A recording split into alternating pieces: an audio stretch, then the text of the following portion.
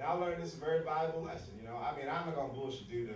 The election thing had me up in knots. I was like, oh, it was so bad for me. I was working in the States the whole time, and I didn't do any politics jokes. I was like, I don't want to talk about politics in front of white people. Not you guys, you're Canadian. That's a whole different thing. So, a whole different thing. And I just didn't want to talk about it because white people in America was trying to set these traps, you know. And so black people, we just stopped talking. We were like, nope, because we didn't want to jinx it. We didn't want to jinx it. And so we just wasn't going to say anything. And it was such a big fact. They act like it wasn't a big racial thing, but it was. It was a huge thing. It was a race thing. And I'll prove it to you. This is a true story. So I'm watching CNN, and I was trying not to watch, but I watched CNN. They had coverage like right before the election started. And they were just going door to door, knocking on people's door to ask them, who are you going to vote for?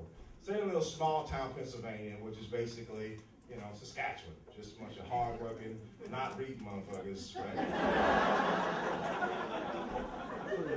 And so they just knocked on the door, and this little old white lady opened the door. She goes, yes? And the guy goes, with the camera light on, he goes, who are you voting for?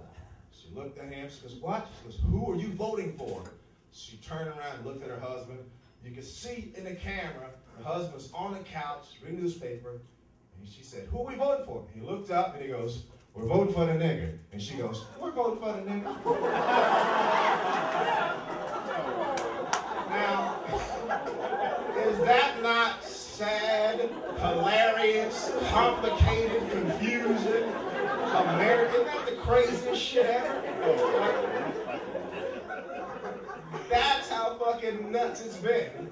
After 8 years of that nonsense, even these former slaveholders in fucking Pennsylvania was like, we will let this nigga fix the, I don't give a fuck. I don't give a fuck. Let this big blick motherfucker fix all my money problems. I don't give a fuck. Fuck this. That's how it is. And so I was nervous. I was like, ah, shit, I can't. Oh. So I started this Canada tour. So I was in Winnipeg, man. I was like, ah, shit, you know. It was on election night.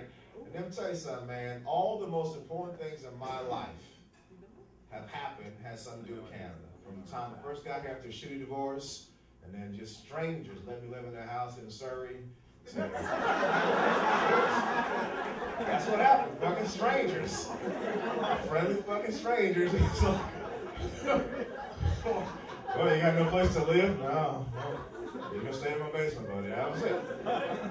From there to having my own apartment down here, to losing my eyesight here, to all the big things that have happened. So on election night, November fucking 4, 2008, I'm fucking nervous, and I'm in Canada, and they announced the results. They said Barack Obama is the 44th president of the United States of America and the first African American. Dude, it hit me so hard. So I'm in the back of the club, I'm crying. It's just the significance is too much for me to process. And I'm in the back crying, and here comes old fucking Canada dudes. The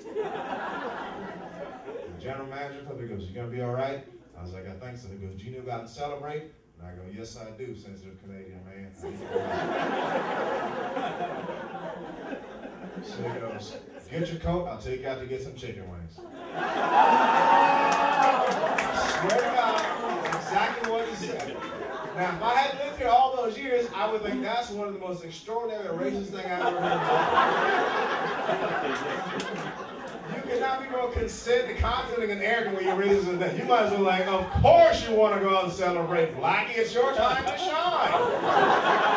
This is a big moment for you, Count Chocula. Congratulations. Whatever you want to do to celebrate, I will be there for you. Chicken wings, you want to steal something? I'll let you steal something. You want to make a baby and a white girl and not pay for it? Whatever. Whatever you want, you've earned it. You've earned it. It is your moment in the sun, black ass. It's your